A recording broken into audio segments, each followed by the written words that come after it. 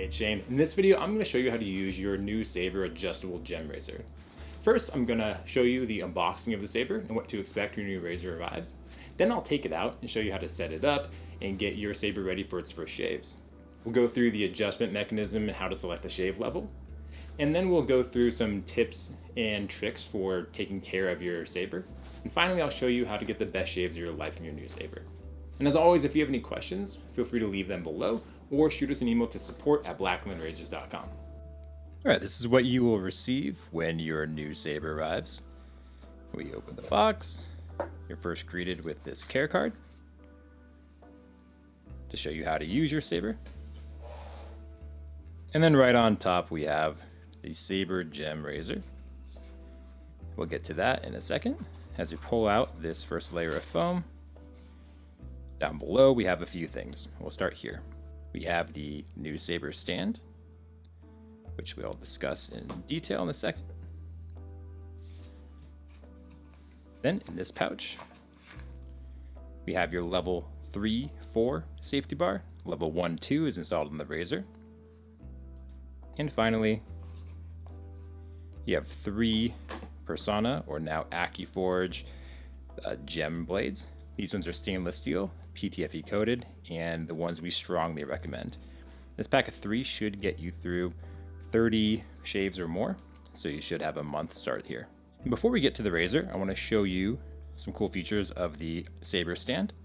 So like the Osprey, the Sabre stand features a male post that mates with the female Sabre handle. And that shows the Sabre very proudly and prevents it from getting scratches on the handle, which is a really nice feature.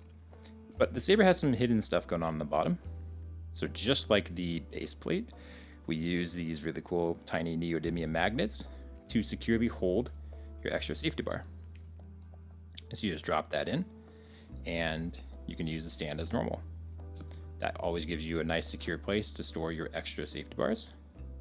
And when you want to take it off, you just put your thumb right in this little recess and pull it right out.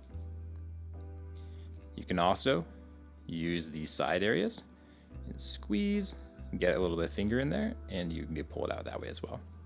Whatever works for you. Both ways, a very cool little secret way to store your extra safety bars.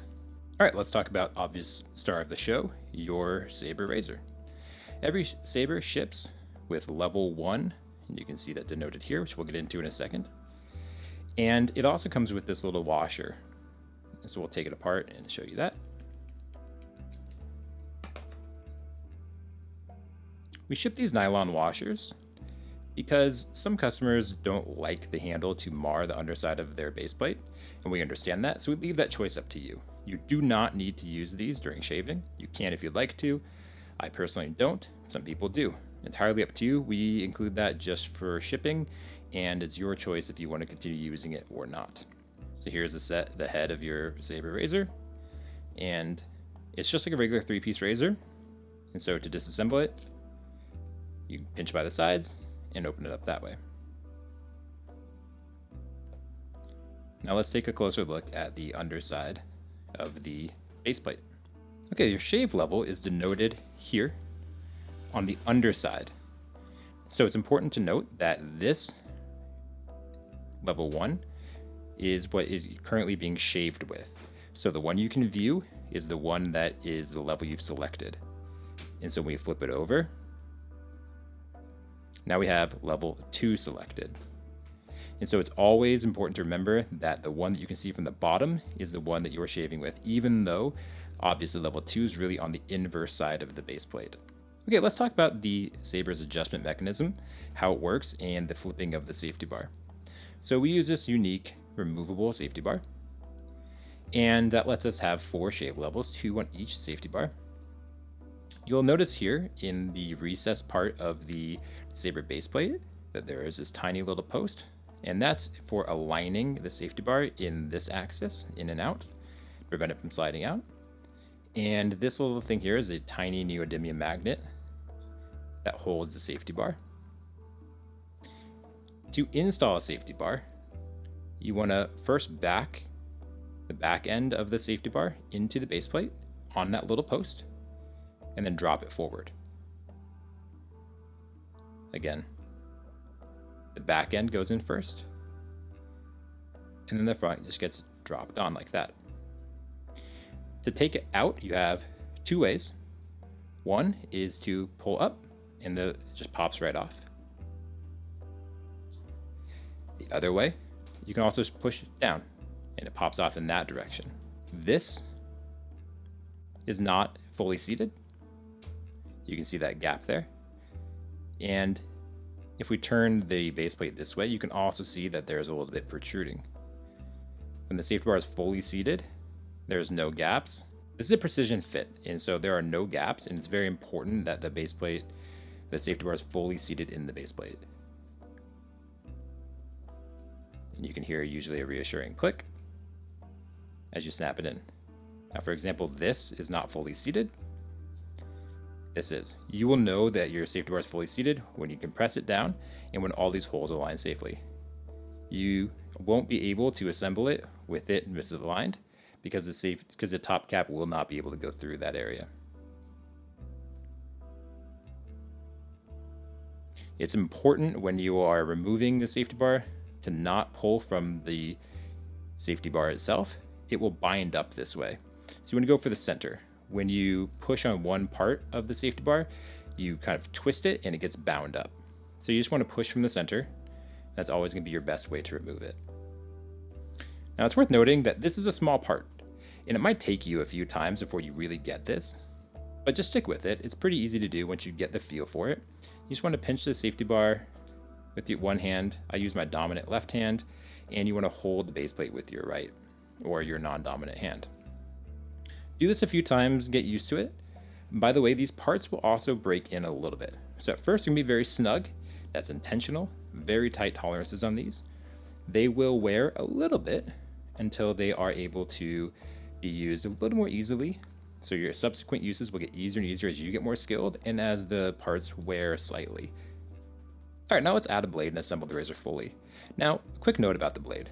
We include Persona or now AccuForge, they rebranded blades. These are PTFE coated, Teflon coated, stainless steel. When you buy these blades, they share the same footprint as utility blades, but the utility blades have a completely different grind. It can be very confusing. You will know that you have the correct blade when you see 3 facet, and the 3 facets describe the cutting edge. The 2 facet design is not for shaving. Those are for opening boxes or just general utility. The 3 facet blades are the ones you want. We strongly recommend these stainless steel blades, and the coated ones are better than the non-coated. Carbon blades are common and have been around for a long time.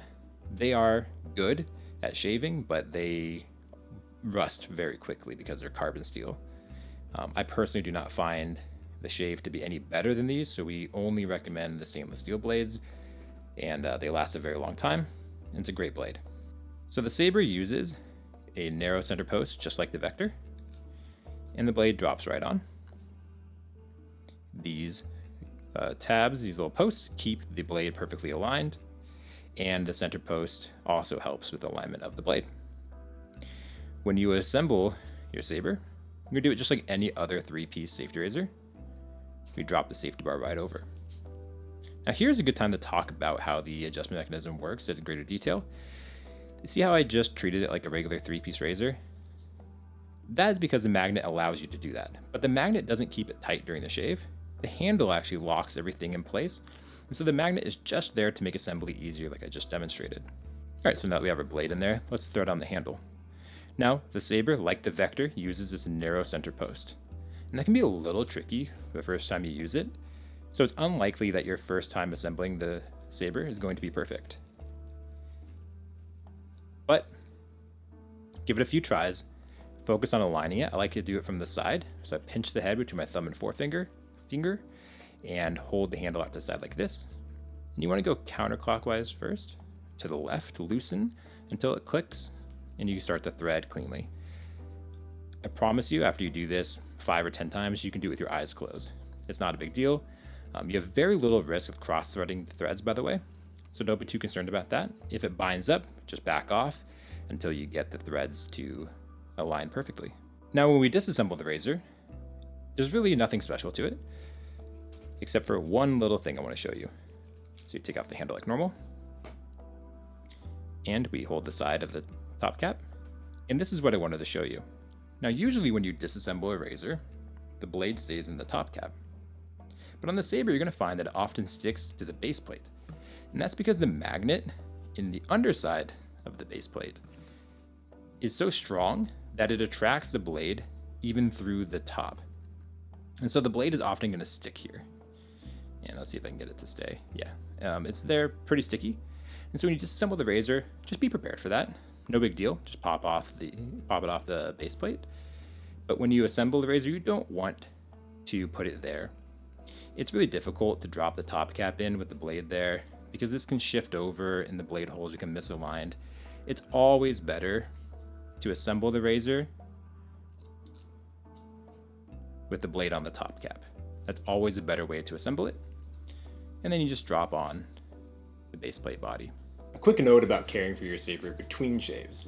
Now with a double edge razor, we recommend loosening the head just a little bit between shaves so the spring action of the blade opens up the head, allowing it to dry fully. Now the Sabre doesn't have that spring action because it doesn't have a double-edged blade, but we still recommend loosening the head just a little between shaves and shaking out all that water to give the razor and blade the best chance to dry fully between shaves. Now it's really important to note that if you choose to use a carbon blade, like GEM Blue Stars, that you disassemble the razor between shaves, take the blade out, and dry off the blade. Those carbon blades are going to start rusting immediately. By the end of your shave, they might already even show some signs of rust. They rust quick. And so you really want to avoid tea staining on your Sabre. It's solvable if it happens. You can just wash it with a little bit of toothpaste or vinegar. Vinegar first, then if you need it, an abrasive like toothpaste or a really light polish can work. But we want to avoid that entirely. So if you're using a carbon blade, take it out between shaves. For stainless blades, you don't have to worry quite as much.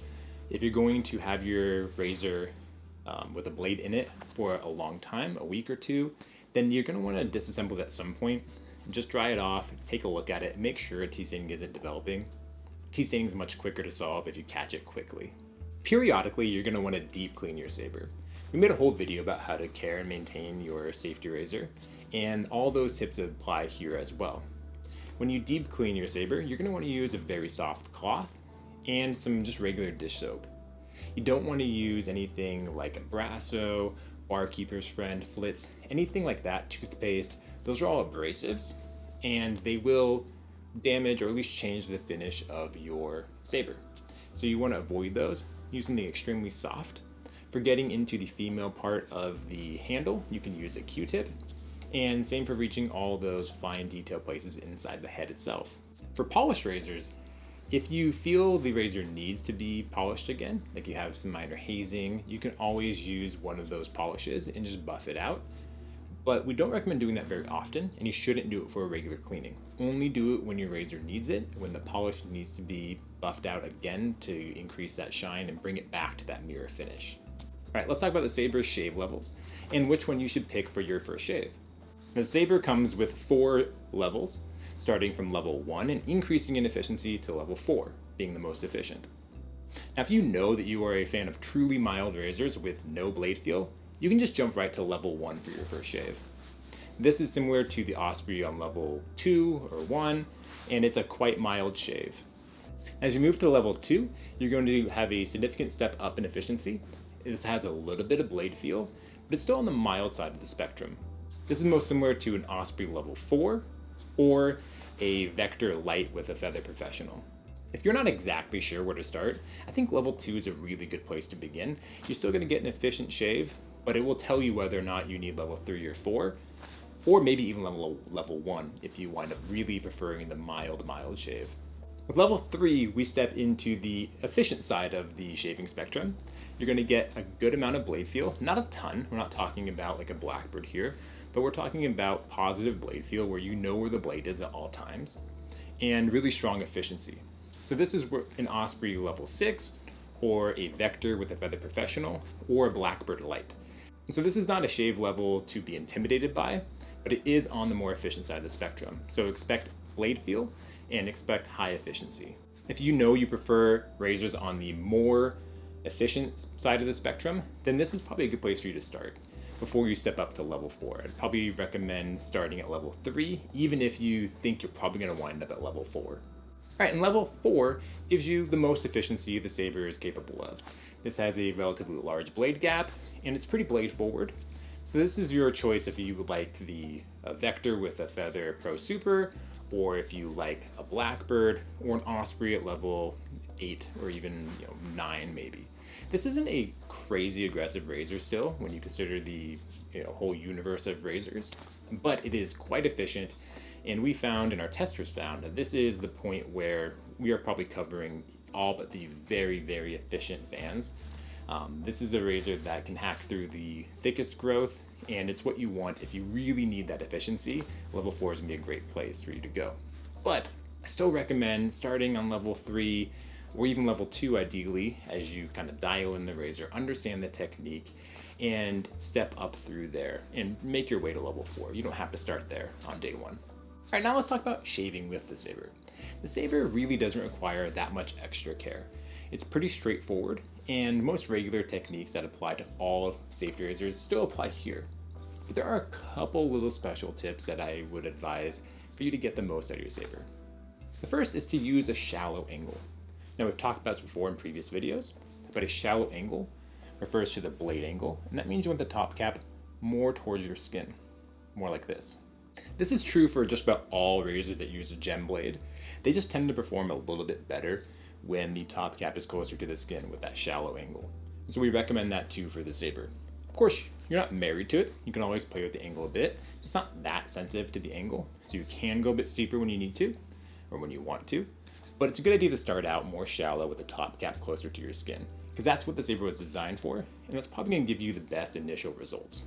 The next tip is actually about gem blades themselves. Gems are notorious for being their worst, their roughest, on shaves 1 and 2.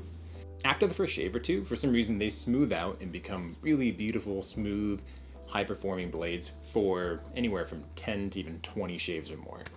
And so if your first shave isn't exactly where you want it to be, it could just be the blade breaking in. So give it another shave or two and you're probably going to get smoother results. I want to be clear here. I don't think the first shave is terrible. It's just that shaves like 3, 4, 5 are usually better than shave 1 and 2. All right, I hope these tips are helpful for getting used to your new Sabre Adjustable GEM Razor. I want to thank you for ordering the Sabre. We really appreciate your business, and I hope you're enjoying your shaves with your new razor. And as always, if you have any questions about the Sabre or any of our products, leave a comment here or an email to support@blacklandrazors.com. We'll always be happy to help you. Thank you.